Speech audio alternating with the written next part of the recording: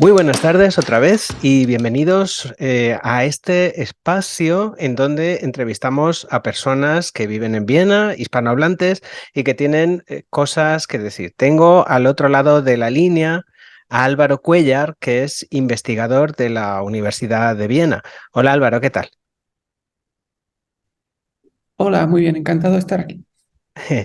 Bueno, pues Álvaro, si está aquí, es porque ha tenido cierta repercusión, bastante repercusión, un descubrimiento en el que él ha participado junto con otro colega de la Universidad de Valladolid, y es que entre los dos han encontrado, aplicando herramientas de inteligencia artificial, han encontrado una nueva obra de Lope de Vega, del Fénix de los Ingenios. La española francesa, ¿no? ¿Cómo se llama la obra? La, la- la francesa Laura. La francesa Laura, es verdad. La francesa Laura. Bueno, pues habéis traído a Laura al presente, utilizando herramientas de inteligencia artificial y una cosa que se llama estilometría. ¿Me podrías explicar un poco lo que es? Sí, pues mira, la estilometría a la que me llevo dedicando pues ya unos cuantos años. Digamos que mi carrera está muy enlazada con la estilometría.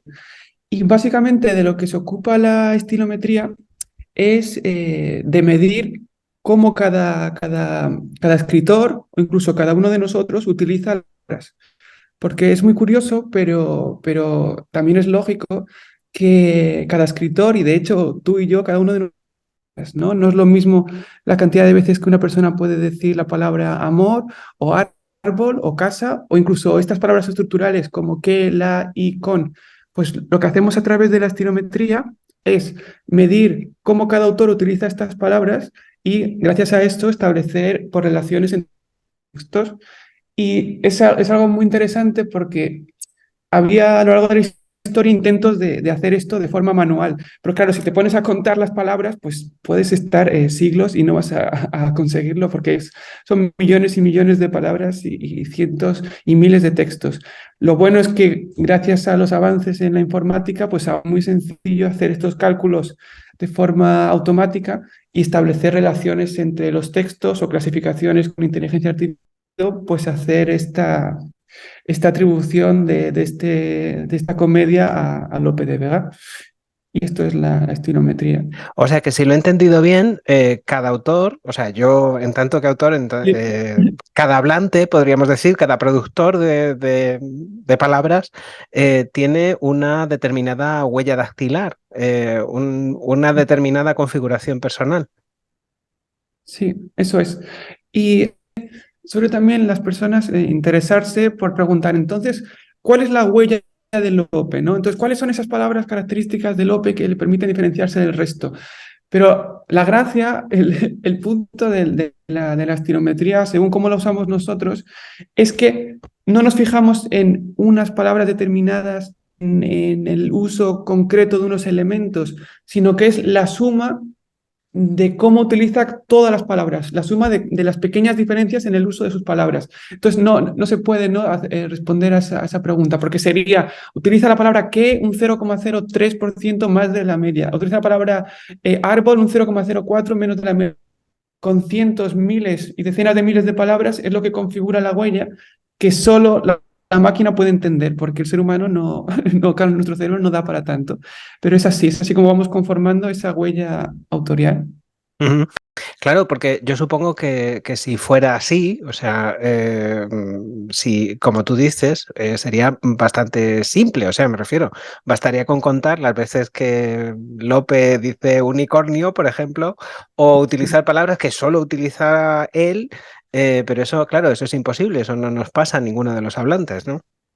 Claro, O en al muy final, pocas ocasiones, ¿no? claro, siempre hay muchas vías para tratar este tipo de problemáticas. También hay una disciplina entera que se llama lingüística forense. O sea, yo tengo profesores que se dedican a juicios, por ejemplo, y si hay Ujú. un testamento y no se sabe si lo ha escrito realmente la persona o no, y hay muchos interesados, pues pueden Claro. hacer también procesos y pueden ver si esta palabra la usaba esta persona habitualmente. Pero normalmente es un poco complicado hacer estas. este tipo de análisis si no tienes un conjunto muy amplio de textos. Lo bueno y la suerte que hemos tenido en el Siglo de Oro, especialmente en el Teatro del Siglo de Oro, dramaturgos, podemos decir que, bueno, tenemos ahora controlados unos 300, 350, como estos están Lope, Tirso, Calderón y luego unos muchos más que no conoce la gente, ¿no? Y, y cada uno de estos escribió muchísimas obras, o sea, ya se sabe que Lope de Vega escribió cientos, Calderón escribió 200, Tirso, y el que más escribió 10 obras, o sea, es una cantidad muy buena de textos para poder hacer nuestras pruebas informáticas y por eso funcionan los textos por su autor o para eso, para clasificar un texto, no sabemos de quién es y podemos clasificarlo con un autor determinado.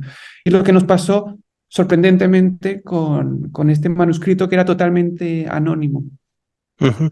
Claro, porque supongo que como sucede con cualquier máquina que aprende, y entiendo que la herramienta que habéis utilizado vosotros es una máquina que aprende, ¿no? Es de aprendizaje, es un algoritmo que aprende, cuantas más muestras, mejor, ¿no? O sea, en el caso, por ejemplo, de los deepfakes, cuantas más horas de vídeo, pues más perfecto es el deepfake, y supongo que cuanto más material hay de Lope de Vega o de cualquier escritor, pues más perfecto es el veredicto, ¿no? Sí, o sea, es muy importante tener los materiales adecuados. Es igualmente importante que el material esté bien preparado y sea riguroso porque claro, la máquina hace unos procesos, pero siempre tenemos que controlar a la máquina y asegurarnos y hacer muchos experimentos de control para ver si aquello efectivamente está funcionando o no, porque si no, no se puede simplemente confiar en el de las máquinas o sin preparar bien las pruebas. Entonces sí que ha sido muy importante tener esta cantidad muy grande de textos, que ha sido un trabajo inmenso, en el que ha participado también otra técnica de inteligencia artificial, en este caso para transcribir automáticamente documentos antiguos, que es como la segunda pata de la investigación. Pero sí, ha sido muy importante tener los textos, hacer las pruebas y no quedarnos solo con los resultados. Teníamos ese resultado, esa alarma que nos saltó de que esa obra podía ser de Lope de Vega, mi profesor Germán Vega García Luengo de la Universidad de Valladolid, que bueno, empezó siendo mi profesor y ahora somos compañeros de investigación, y yo estuvimos pues 2 años peleándonos con la comedia, con el texto realmente podía ser o no de Lope de Vega, pero ya no con máquinas, sino con toda la tradición filológica, mirando los versos, mirando los temas, mirando la datación, mirando todo. Y al final, después de estos 2 años, dijimos, pues parece ser que esta obra tiene toda la pinta de que es de Lope de Vega. Así que empezó todo con una pista dada por las máquinas y luego nosotros lo estudiamos por todas las vías que conocíamos y lo hemos presentado y por ahora parece que la comunidad entiende que es obras de Lope de Vega por todas las investigaciones que se están haciendo también a partir de la nuestra. Una cosa que me parece fascinante es que pues en el periodo histórico del Siglo de Oro, y como tú dices, la ingente cantidad de teatro que se producía, que en realidad era un teatro, Lope de Vega era lo que producía era un teatro de consumo, ¿no? Además de consumo masivo.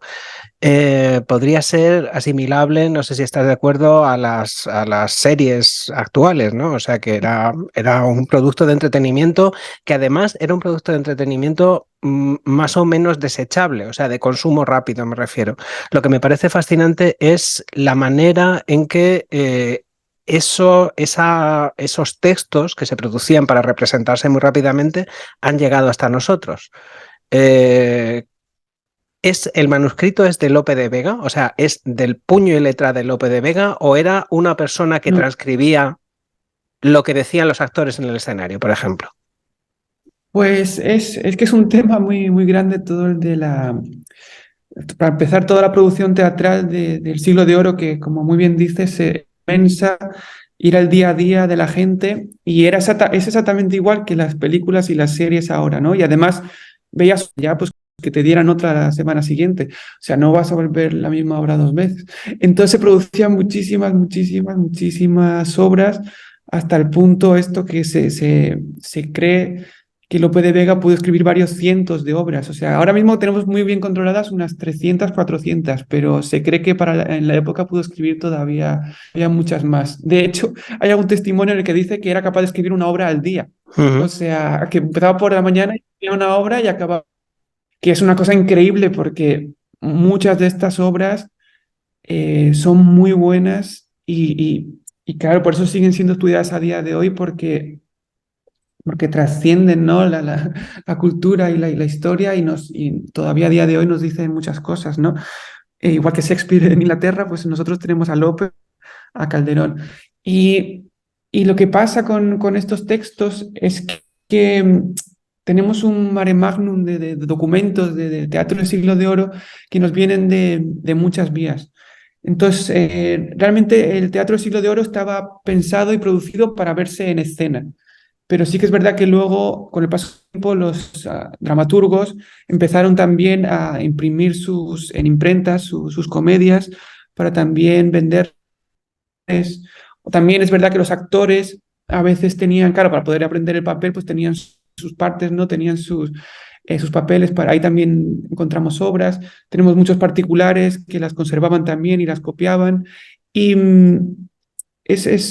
todo un caso muy, muy complicado. Y respecto a la obra, la de la francesa Laura, no es del puño y letra de Lope de Vega. No la escribió él. Es que tiene la letra, el documento tiene incluso tres manos, porque ha habido tres copistas ahí que han metido mano y a cada uno ha copiado una parte de la obra.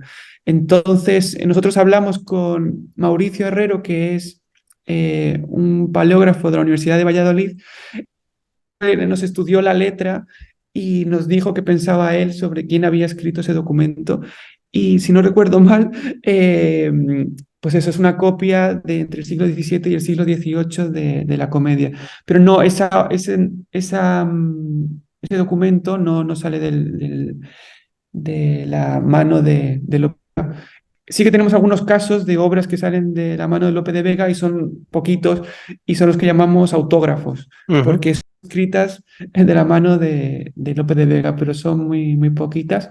Y justamente, antes de empezar a hablar contigo, he estado trabajando porque ahora uno de los objetivos que tenemos con todos estos procesos informáticos y de inteligencia artificial es también que la máquina aprenda a detectar el trazo de Lope de Vega. Entonces, que cuando tenga un montón de documentos, cada uno con una letra distinta, un trazo distinto, pues que sea capaz también de aprender a reconocer el trazo de Lope de Vega.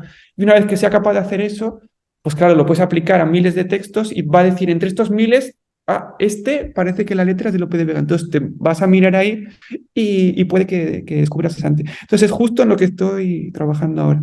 ujú. Yo no sé si es verdad, pero hablando del teatro del siglo de oro, claro, en aquellos momentos en que no existía el copyright, etcétera, etcétera, eh, de hecho, un caso famoso es el propio Cervantes con el Quijote, la segunda parte del Quijote, el Quijote de Avellaneda, etcétera, etcétera. Con el teatro sí que escuché una vez, sí que leí una vez que había personas que eran memoriosos profesionales que iban para producir ediciones pirata, por ejemplo, eran útiles, eran personas que iban y se aprendían la obra de escucharla y luego la dictaban, ¿no? Sí, es increíble, eso creo que se llaman los memoriones, se les suele llamar, porque es increíble, ¿no? Sí, Pensar sí, que había claro. gente que podía ir a ver una obra, bueno, la obra entera dura 2 horas, 3 horas. Eso ayuda a la memorización también, pero imagínate escuchar una obra, acordarte de aquello, y luego llegar a casa y copiarla entera, o sea, es increíble. Pero bueno, la necesidad y el dinero pues agudiza el ingenio Claro, claro. increíblemente, porque parece increíble hacer eso ahora que sea. Por eso, claro, hay tantas copias y tantas versiones de la misma obra. Por eso muchos compañeros en el mundo filológico del Teatro del Siglo de Oro critica la preparación de las ediciones de estas obras del Teatro del Siglo de Oro. Entonces, gran parte del trabajo consiste en recolectar todas las versiones que hay de un determinado texto Y es que a veces tienes 58 impresos y 25 mitos, cada uno con variantes, cada uno con cambios. Entonces lo que tienen que hacer es hacer un mapa, hacer una reconstrucción de cómo ese texto hay que intentar quedarse con esa versión primera. Y eso es un trabajo muy importante que hacemos y que es muy complicado por estos problemas que hay. Y de hecho, eh, Lope de Vega fue uno de los primeros autores, porque claro, como era el más famoso también, el que más vendía, que empezó a preocuparle el tema del copyright y tiene algunos textos en los que están en Portugal imprimiendo unas comedias a mi nombre y yo no las he escrito. Y que sepáis que yo no he escrito esto, ni he escrito esto, ni he escrito esto. Y que sí que he escrito esto, esto, esto y esto. Tiene unas listas que llamamos las listas del peregrino, en las que va diciendo, he escrito esto, esto, esto, esto, esto, unas 200 300 comedias que sí ha escrito. Y estas son unas listas muy importantes para nosotros, aunque en estas no está nuestra obra de la francesa Laura, pero porque, bueno, hay muchas que no aparecen, pero eso es muy importante para nosotros. Pero no siempre, porque también puede pasar que diga, porque eso pasa con algún autor, que diga, no, yo no escribí eso, y tienes un documento de la época que te dice que él no escribió esa obra. Resulta que sí que la escribió, lo que pasa es que se avergonzaba porque a lo mejor era muy mala la obra, la escribió de joven y realmente sí que la escribió. Entonces, ni del propio dramaturgo. Entonces yo lo que hago es me fío más de la estilometría que de los dramaturgos de la época, porque es que mienten también. Es complicado. Claro, claro.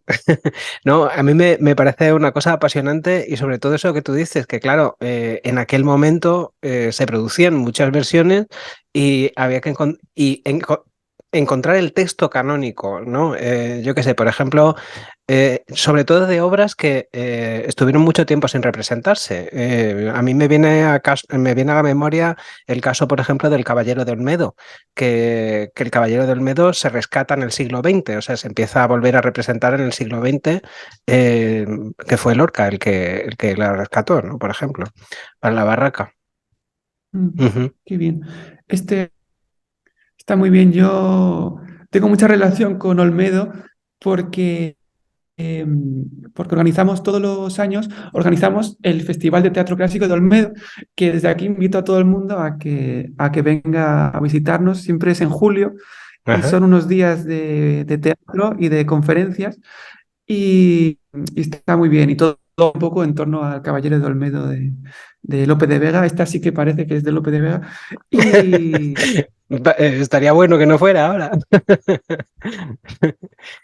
Otra cosa te quería preguntar, ya para terminar. Me gustaría preguntarte si hay alguna estimación de cuántas obras pueden estar en el caso de la francesa Laura. O sea, manuscritos que están en la Biblioteca Nacional, que no tienen padre en este momento y que están esperando una atribución. sí, pues muchas, porque, no sé, yo me dedico a eso de forma global. Nosotros lo que intentamos, lo que estamos intentando desde hace muchos años, intentar tener controlado todo el teatro del siglo de oro, que es una cosa bastante grande y que no puedes abarcar, pero tener controladas todas las obras. Y por ahora tenemos unas 400 que son completamente anónimas, o sea, 400 obras que nosotros ponemos desconocido el autor porque no sabemos quién lo escribió. Y entonces ahí hay un filón muy importante para seguir investigando y ver qué puede pasar con estas obras. Y luego, esto es un caso, pero luego también están todas esas obras que sí que están a nombre de razones o por otras, la historia las ha adjudicado a un determinado dramaturgo y realmente no las escribió este dramaturgo. También pasa lo que decía un poco antes, de que muchas veces los impresores o los que representaban las comedias, para vender más, ponían el nombre de un dramaturgo famoso. Decían, esta obra es de Lope de Vega. En vez de uno que no importaba, decían, esto es de Lope, esto es de Lope. Así, claro, vendían más todos esos títulos y esos anuncios como han ido trastocando las autorías de las obras. Entonces tenemos un montón de casos de autorías problemáticas y también eso, de obras anónimas que están esperando a ver si algún día les sale el padre o la madre. Ujú. Bueno, supongo que también, aunque menos, habría dramaturgas también en el Siglo de Sí, Oro. sí, el problema es que son muy poquitas, porque nos encanta mucho ver si hay diferencia entre la escritura de hombres y la escritura de mujeres, y que ojalá le saliera alguna obra más a las dramaturgas, pero tenemos a María de Zayas, que es muy importante, Ujú. Ángela de Acevedo, eh, y tenemos, pero pocas más, tenemos a Sor Juana también, que escribió obras de teatro. Entonces tenemos como el problema es que tenemos como unas cuatro en comparación con los 300 400 Claro dramaturgos que hombres. el número de Sí, autores hombres es ingente, claro. sí. Y encima nos ha pasado hace poco que hay unas corrientes en nuestro campo, que encima está María de Zayas, que es la escritora mujer más importante del Siglo de Oro y dramaturga, y, y hay una investigadora, Rosa Navarro Durán, ella, por ejemplo, lo que propone es que María de Zayas no existió nunca y que realmente era un hombre el que estaba detrás. O sea, que tenía un hombre detrás que simplemente estaba jugando a ser mujer y a firmar como mujer. Pero la gracia es que nosotros, desde la informática, desde la estilometría, desde nuestras técnicas, no apoyamos esta teoría y sí que vemos una diferencia muy clara entre esta autora y el hombre que se supone que está detrás. Así que en nuestro caso parece que la informática está ayudando a que se mantenga la figura de María de Zayas, porque sería bastante fuerte que realmente no existiera. Ujú. Bueno, Trabajo. periódicamente también hay, bueno, en el caso de Shakespeare, por ejemplo, periódicamente también hay, pues eso, Sí. filólogos o investigadores que dicen que si fue un autor colectivo, o sea, un grupo de personas que firmaba como William Shakespeare, por ejemplo, y cosas así, ¿no? O sea, que es la filología, que entendemos que es una cosa pues bastante tranquila y tal, pues también tiene a veces estas polémicas que son las que les dan... Ujú. Bueno, es terrible. Nosotros estamos todo el tiempo discutiendo y enfrentados entre nosotros. Y es que bueno, es un mundo muy divertido. Y justamente, mira, me acaban de contar un caso de un austriaco, que no me sé el nombre, pero es el autor de Bambi, que el autor del libro Sí. que luego hizo la película es austriaco Ujú. y, y había como una novela, que me lo han contado la semana pasada, había como una novela pornográfica así Sí, de las aventuras contenido. de Josephine Mutzenbacher. Pues eso, pues ya, Sí. porque es que otro día me lo porque me dijeron, tienes que aplicar aquí como informática para ver si realmente el autor es de Bambi es el mismo de esta novela pornográfica tal. Y resulta que ya lo han hecho en eso. Entonces es lo mismo que hacemos nosotros, pero aplicado también a este caso austriaco. Y entonces están Ujú. saliendo muchas cosas. También cuando J.K. Rowling publicó como con seudónimo, también fue uno de los inicios de la estilometría, de cómo vieron Se que también llama, era ella la que estaba me detrás. acabo de acordar, el autor de Bambi se Sí, llama Félix Salta. Félix Salter. Sí, sí, sí. Ujú. me suena. Y escribió Sí, las aventuras de Josephine Mutzenbacher, que es en aquel momento era una publicación pornográfica. Claro, la tuvo que firmar naturalmente con seudónimo, porque, o no firmarla, creo que es anónima, porque Félix Salten se llama. Porque, claro, en aquel momento la censura prohibía la pornografía y para poder editarla, lo que hizo fue venderla por suscripción. O sea, tú te suscribías y recibías el libro, ¿no? O sea, y la censura en ese caso no podía entrar. En fin, Álvaro, ha sido un enorme placer hablar contigo y la verdad es que es una cosa interesantísima y es un campo interesantísimo el tuyo. Sobre todo, pues eso, porque nunca se sabe pues los hallazgos que todavía nos esperan, pues no solo de teatro, sino de otros muchos campos, ¿no? Muchísimas gracias por estar aquí, por haber contestado a estas preguntas y espero que no sea la última vez que nos veamos.